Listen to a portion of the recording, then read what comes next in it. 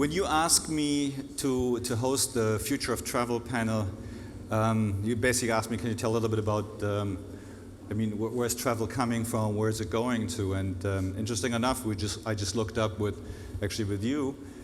So where does the word travel come from? And it's actually quite interesting because it comes out of the French, and it's travail. It means work, pain, hassle. And interesting enough, that is actually what it was 200 years ago when you booked from position A to B and traveled. It was very difficult.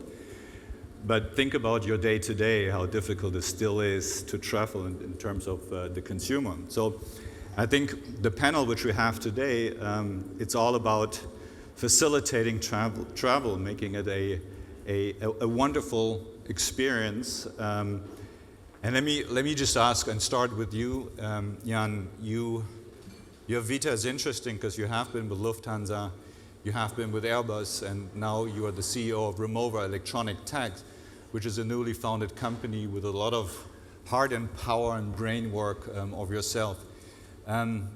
Probably as the product is so new, would you like to tell a little bit about electronic tag, what it actually is? Because listen to this, it's a hardware company, it's a luggage company, and they have created the first software, hardware, services combination ever. And have a listen to that. Yeah, thank you, Stefan. The story is quite easy. From Airbus' point of view, the passenger is very important, and Airbus wants to make flying the best choice, of course. And if you see the two components, what a passenger is, that is basically luggage and the people. And to give them a good accommodation on board, you need to find ways how to deal with luggage. And so it was, from Airbus' point of view, focus to get the right people together to find new solutions for luggage. Because traveling and traveling with luggage is such a gift, you know. Everybody loves travel. Everybody has a story to tell about travel. Everybody has own experiences with that. And it's a pity how flying has transformed your experience in a way that you reduce yourself, that you do not take everything that you like on a trip, that you think about cabin luggages and that you want to squeeze in everything. So I think that was the starting point, and imagine how great that is to have all your personal belongings with you, shampoo you love, and all the liquid stuff you could avoid when you do not need to go to the security. So that was important, that we transform it to a great experience again. And it was clear for us that we cannot do anything more on the aircraft because we did all the detailing and all the bits and pieces, but we need to look for the ecosystem. So we were starting an innovation project together with Remova to understand what luggage is and how it's important for the people that fly. And so we created the first solution to check-in luggage, because one of the pain points on a travel is to queue up at the airport and to check in luggage. And you currently see a transformation at all the airports that you have to do a self-service for luggage tagging. All the counters, they go. You go to a machine, let's say, that you talk to, and then you have to print yourself a paper, and you have to attach it yourself. And this is something that is now happening and will have a big leap in the next 5 to 6 years, where you have that situation. And this is where we jump in, because we want to make the passenger, again, a step ahead. And this is great because it has transformed already our behavior. And this is... Shall I show it now? Oh, absolutely. Please do so. You sure? Yeah, okay. It's great. It's a super product. So the nice thing is that you just go to your airline app. So, for example, Lufthansa in that case. You know that application yourself. Could be United and whatever kind of airline. And from the airline app, you transfer not only, you do not just check in and get your boarding pass that you're aware of. I mean, everybody of you is using electronic boarding passes, right? Could the camera put the phone somewhere that the other people nearly everyone. So, and now the last step was also to make luggage digital. And what you just do, you see here a one-to-one copy of the paper tag. And you just press the button inside here, and the module goes into receiving mode for 30 seconds. And then I just show you this as a demo, but this is then just here from the airline app. So you choose your flight, a Bluetooth connection is built up between your smartphone and the luggage tag here. The information is taken from the system and put directly to the bag. So that's it, ready to go. And yeah, it's a great opportunity for you to save money, right? Let me ask one follow-on question on this. So the iPhone is how many years old? 10, 12-ish, 10 years old. NFC works 10 years. A lot of those RFID technologies work since 10 years. Why have none of the other people have come up with this? Why does it take 10 years to actually facilitate traveling for checking in luggage? I think that is the advantage in doing cross-sector innovation. So that means a luggage manufacturer working together with the know-how of an aviation company like Airbus. We were sharing all the insights, and we know aviation industry is really on regulations and security. So we know when we want to make it work, we cannot change the infrastructure. That was point number one. So we found a system that is a one-to-one copy of the basic standard that we have today. And so you just transfer it. It's a barcode. It's no RFID, because RFID is not on the planet, you know, not on every airport. And so that was one factor not to go with RFID, for example. What airlines are onboarding on this? Yeah, we are really proud and happy to have found Lufthansa from the early beginning, because we shared the insights, what an airline needs. And so we shaped this idea 3 years. And we came up with a real added value. We had, in the beginning, we had WikiBag, you know. We created Project WikiBag with all the opportunities, what you could do with luggage in the future. But we found out what the real use case is really in. And we have already 10 airlines that we are going to test programs, and also really proud on being with United. They are just starting the testing phase now.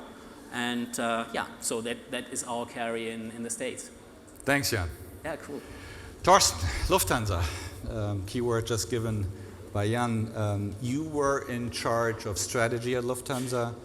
You basically created the social media platform campaigns at Lufthansa, and now you're head of digital innovations, as far as I understood. Let me ask you a question which basically marked me very much over the last weeks. When Ctrip, one of the biggest online travel agency in Asia, all of a sudden decided to buy an airline company, China Eastern, for €500 million. Is that what's going to happen with you in Germany too? Is that the future? I hope not, actually. No, but it's a very interesting case at the end of the day. What does it show? That the airlines are reduced to transportation, getting from A to B. But when you think back 50, 60 years ago, it was something really extraordinary, flying, for example, to New York, whatever. And this is something where what we realized during the last years, as a premium carrier, for us it's important to bring back the excitement of flying, to bring back the extraordinary of flying, and not like it is today from a perspective of a so-called OTA, online travel agent, that we get reduced to time and price. So people don't know. When you ask them at the airport, 30% of the people don't know who they booked. They're just with some airline. They are flying with Expedia. They are flying with Kayak also. But they don't know the airline anymore. And this is something where I say, as an airline or as a premium airline, this can't be. And so the interesting part is what you also see in this case of Ctrip. Today, the airlines are not the ones making the money, even when the people think. It's everybody around the travel chain. And so what's happening, because of the fact that we say flight comes always first, so it means you have to book your flight first and then do the rest of the stuff. These OTAs are very interested in the airlines because they need that a customer books on the page the flight, otherwise he won't book the hotel, the transportation, the limousine, ground transportation, whatever. And so this is a real interesting situation we are having right now. But I guess for us it's a lot of bringing back enriching experiences while you travel and looking more beyond just the tube, as we call it. So in simple words, at the moment, the money in travel is more made around the original assets. How do you get back to the meat? How do you get back to the money? Yeah, I mean, the point is we're talking a lot about asset-free business models today. And I can tell you an airline is not really asset-free. It's just the opposite of it. And so probably the worst business model you can run at the end of the day. And so it's interesting how the world is turning. And so airlines have to think about APIs, interfaces, cooperation models, and all this kind of stuff. And this is where Blacklane, for example, comes in. Great handover. Thank you. Jens Wohltorf, CEO, founder of Blacklane, probably the leading global limousine booking platform, active in 50 cities, 50 countries, 200 cities and 400 airports. So also what you do, I think also over here, you can go back and forth on a slight discount. The company is Berlin-based, as I said, in 50 countries. Jens, everybody talks about Uber and things, even investors, consumers, whatsoever. So are you another Uber clone or something really big? That's a tough question, never heard that before. Before answering this, can I quickly jump on the C-Trip piece, because I also find this very interesting.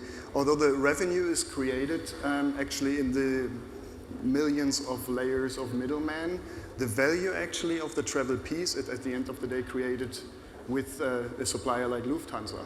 Yeah? Those are bringing the value to the customers. And this is what the OTAs and meta search engines and whatnot are realizing right now, that they can add a little bit of value in terms of creating transparency. They certainly add a lot to the ticket price, but at the end of the day, it's the service provider itself that delivers the value to the customer. And therefore, they have no other chance, if they want to continue to grow, to integrate more vertically, integrate deeper into the value chain in order to grasp and get a little bit more out of that piece. Yeah? Uber. So two things to make it easy and simple.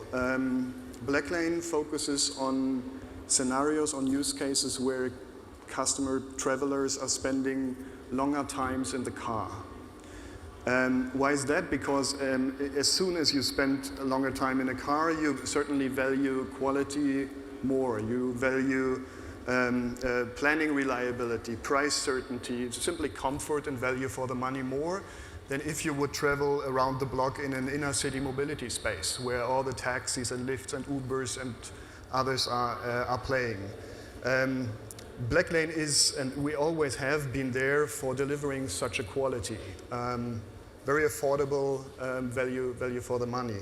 And this is our specialty: duty of care, vetting of driver business, professional drivers only, and basically we extend such an experience as Torsten with the Lufthansa delivers to the customer. We extend this onto the street. That's number one, and number two is actually exactly that we become more and more part of the global travel chain. We have nitty-gritty puzzle pieces everywhere, here in a hotel, there a flight, a little bit of ground transportation or taxi queue or whatnot next to each other. And what we are doing, for instance, with a partnership like Lufthansa, or with integrating into a global distribution system, or with C-Trip and those guys, we make the first and the last mile naturally becoming a part of everyone's travel chain. And it's just there. And this is what we are up to. Okay. So what you're saying is Uber a competitor or not? No, actually it's quite complementary. We could even think of, look, we are bringing you from JFK into town, for instance. Now, if I tonight need to run for a dinner, I would certainly jump into a cab or onto a Lyft or whatnot. But if I want to travel to my meeting in in Philadelphia tomorrow, then I would rather vote for a quality experience that I can trust on and that I can plan with. Understand. Jan and Torsten, you're working in completely different environments in travel. Family-owned business, Remover, Cologne, Germany-based. You Lufthansa stock-quoted, large corporation. So where is it easier to be innovative at a family-owned business or a big corporation stock-quoted? Sure. I think I know both sides. I know Lufthansa, I know Airbus as big companies, and I made this experience with. That's why I'm asking the Remover. question. So the point is, I would say with Remover we are agile. We have direct decision making, and we burn for the decision, and we just move forward. And I think that gives us the speed to participate in a digital transformation with such a product easier, maybe. So let me ask the question again. Would you say Remover can be more innovative than Lufthansa? I think the point is exactly that. It depends on your company structure and what you're heading. And a company like Airbus, for example, we are designed to build aircraft, right? Right. So looking for the ecosystem and new opportunities is, of course, a challenge, not only for you to think about it, but for the organizational structure. So when we created this idea, we had the idea to have T-Systems, Deutsche Telekom, we had a Remover, and we had Airbus to work together on a cross-sector innovation. And the company that ran forward was Remover, as it was clearly part of their core business. And so that's how we created this idea out of this sharing. I think big companies, they sometimes fail in the execution when you do not have the culture to really go forward. And Interesting. yeah, it changes probably after a few years. Somebody who's driving it, he's changing position. Maybe things go not forward. What do you think, Torsten? I also worked many years for a family business in Germany, Dr. Oetker actually, and the interesting thing is in a family business you don't have so many decision makers at the end of the day. So you can be agile, you get really quick decisions, etc. But at the other hand, looking at Lufthansa, what is our core business kind of? We're capable to handle complexity, and airline industry is the most complex thing you can imagine actually, and so I think there's the complementary part at the end of the day. Maybe we're not the first ones like Remover, but we are the ones who are capable of providing infrastructure, and this in a size where we can roll out new technologies, etc. And where a Remover would not be capable of. And this is something where we have great synergies, but at the same time need to know how we can use them actually together. And just to say that, I think you need this kind of Steve Jobs philosophy. And doing innovation is clearly something of the boss. You know, the boss of the company needs to take decision and risk. And this is something like a challenge and opportunity that I think you can do very well. And I would say the boss, the chef, the president of Remover, I think he is comparable to Steve Jobs in a way, where he has a vision and he is executing it. And I think this is maybe the difference to big companies where, as you said, you have a lot of decision processes and so on, and management is probably looking for shareholder value for the overall company, but not actually taking really a decision from top down. And maybe this is also something that is also changing already in big companies, but I think this is maybe one very important factor, that the boss is doing a decision and he is confident in doing it and not, you know, having fear to go risk. And to be frank, I mean, innovation, it's a lot about gut feeling at the end of the day, and there needs to be somebody who takes the risk and saying, I do it because of my gut and not because we have the data and so ever. Would it be innovation because of data also? It would be easy and there would be a lot of successful companies. But I think there are a lot of niches, especially where bold people are and who took the decision actually to take the risk and succeeded. Well, it's an interesting point you're raising. When we looked a little bit at the travel value chain over the years, it seems to be in the past that particularly larger corporations decided that most of the things they can do on their own much better. So that was the fundamental thought and DNA. What you are saying here with the electronic tech, Lufthansa, Remova, Airbus, it's a very cooperative business model. You know, I would expect Lufthansa to come up with a tagging solution, but now you do this together. Jens, how's that in your mobility sector? Are you still working all on the same problem and solving the same problem, or is cooperation interfacing? What is the future? Where does it look like? Well, it's a huge topic for us.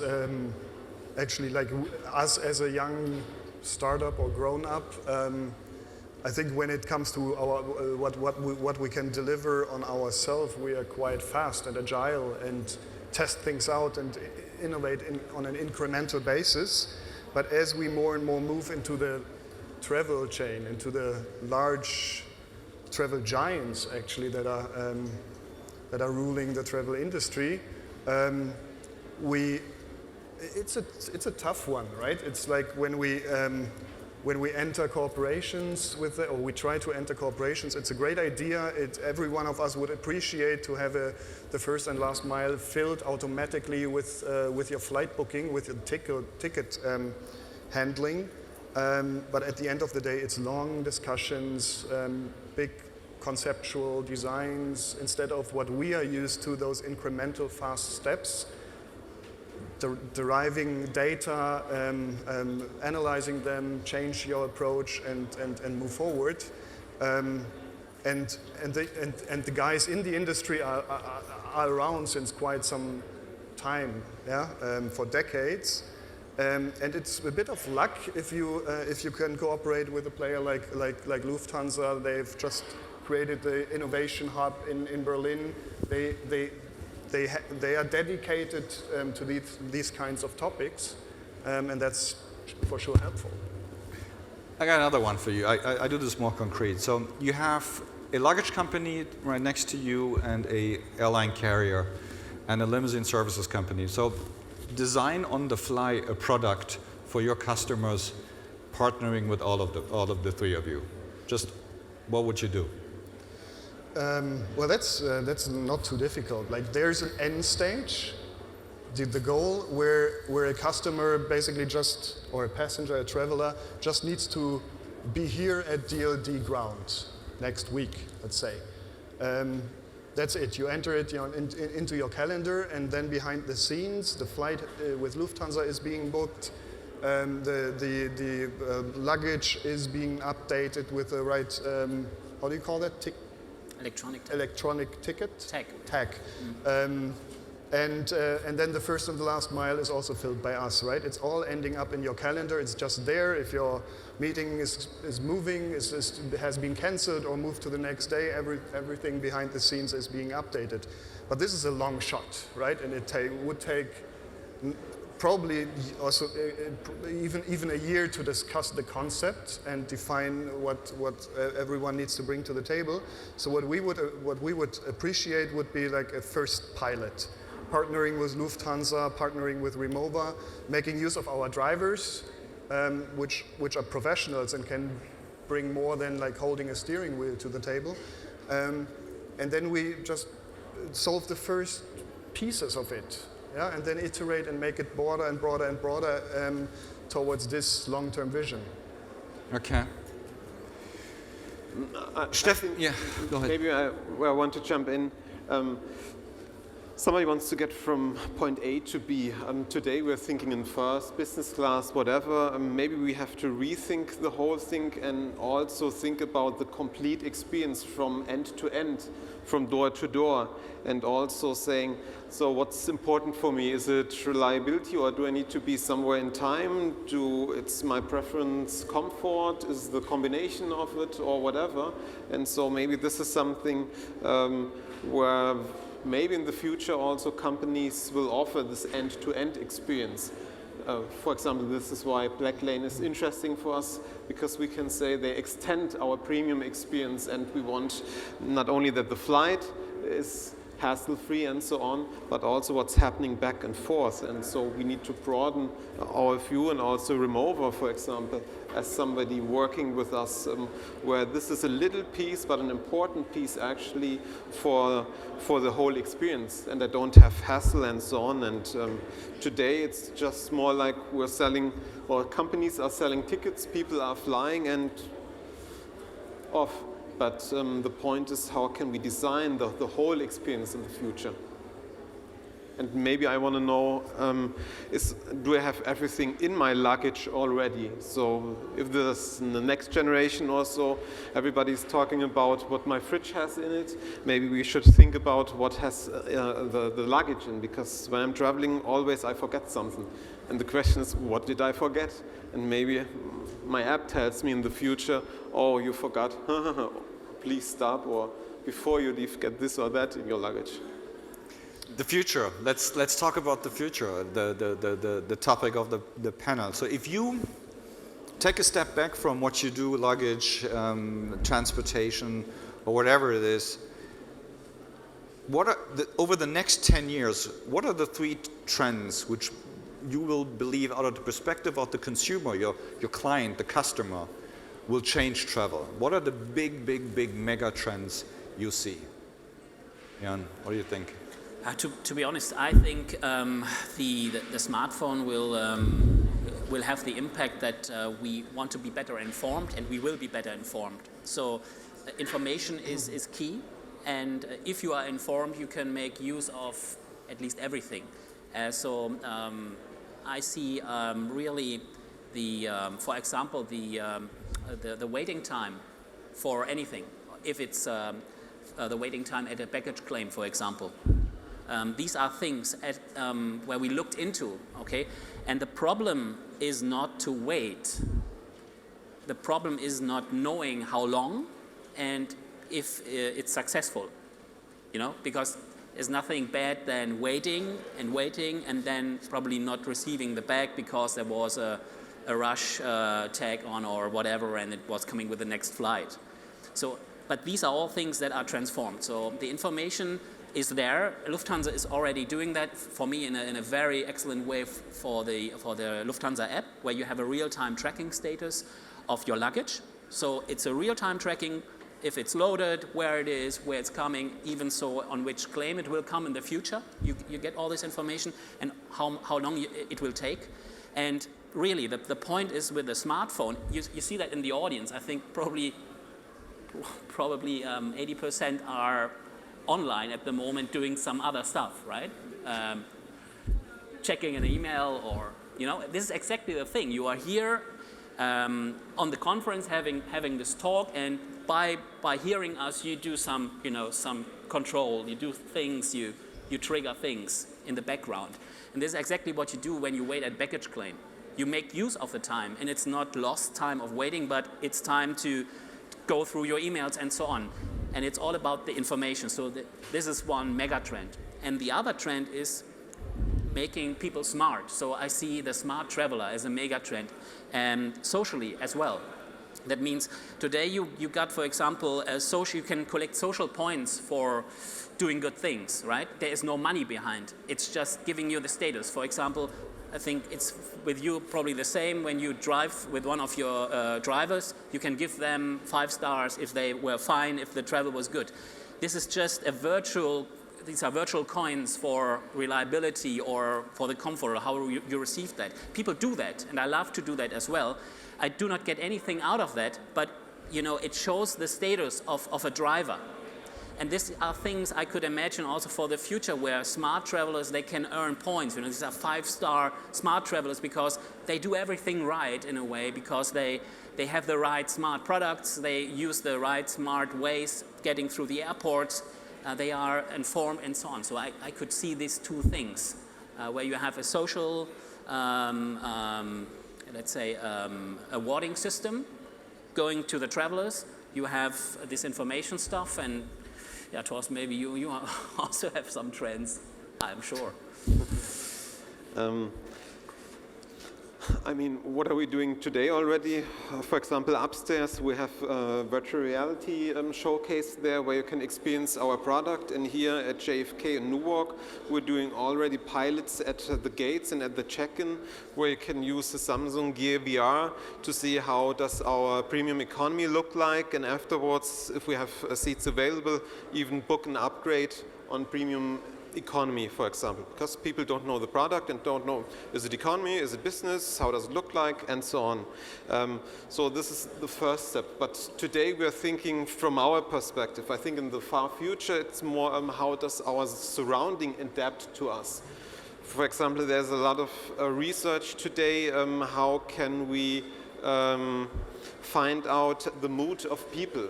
That means because of sensors, in wearables, in your phone, whatever, where they help to detect actually the mood of a person. And sometimes people want to have a lot of attention in the plane.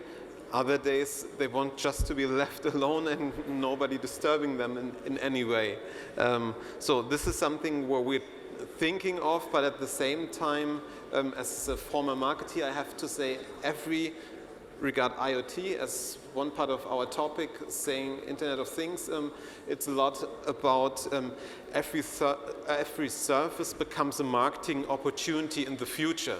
And this is something we have to rethink. This is just a display a small display on the case, but what is when the whole case is a display, you could imagine, and what would this mean and happen, and everything which is around you, the table, the chairs, how can they interact with us, and so on. And in the plane, how does the plane, the seats adapt to me, to my needs, to my feeling, and so on. This is a topic, and the funny part is 3 years ago with Jeff, we did a workshop here at the DLD Munich, and there we were thinking about how to become an API platform, an interface platform, corporations as an airline.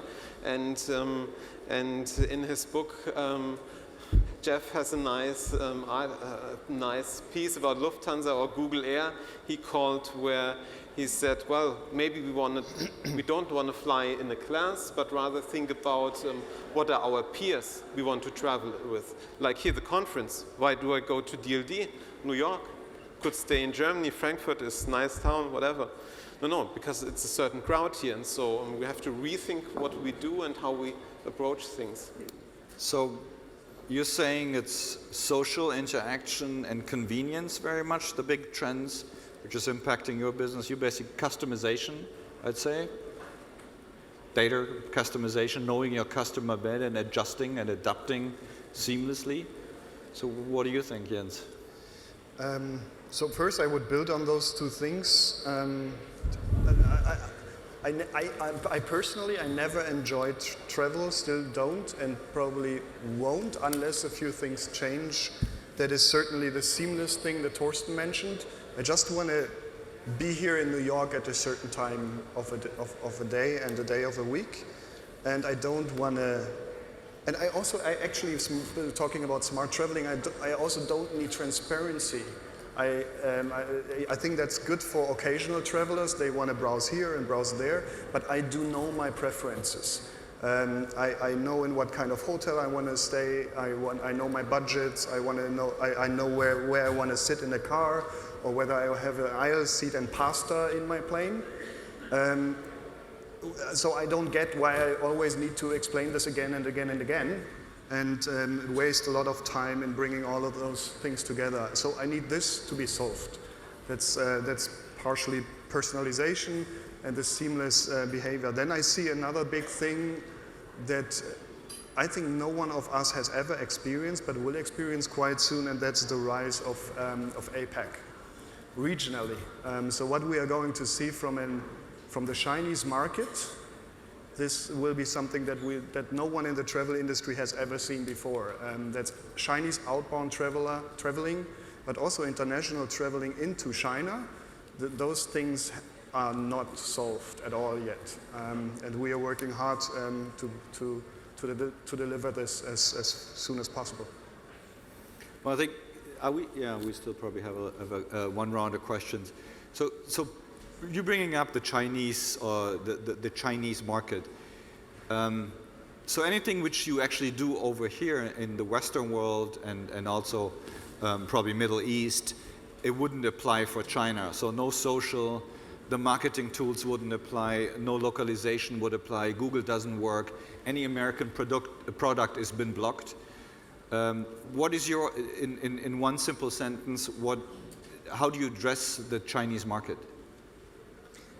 We already found out that the platform WeChat is the platform where that drives China, and we will be compatible, we just will put into this system to register and to use the place, for example. Yeah? Use the systems that are there instead of creating new systems around, right? How many shops do you have in China? Sorry? How many shops do you have in China? We've got more than 40 shops in China. How about you? What's your take on China? Are you? I think the point is we cannot think China from here, not from New York, not from Frankfurt. China's China, and this is something we have to realize and to accept, and we can only think China from China, with Chinese people, etc. But this is a big change in perspective, actually, and so I don't think that we find the solutions from here. We can only find the solutions from China, actually, for China. I agree. So the Eastern way. That's for sure true for Chinese in China, but we see it from a slightly different angle that or Blacklane can address China in 3 different ways. One is travel by itself. Travel by definition is like a source and a destination thing. Where are people coming from and where do they travel to? Yeah, and we in our first step we have focused on travelers traveling from the Western world into China. That's still easier to solve, although we need to understand and know the Chinese market and have to have drivers on the street, right? This has been solved. Next step is bringing Chinese outside of China into the Western market. There you are all of a sudden struggling with language barriers and all those things. And then the last but most difficult piece is then indeed Chinese products for China, like domestic travel, and there all the challenges are coming together. Tough one. Guys, thank you very much. Thank you for sharing that with us. Thank you very much for listening.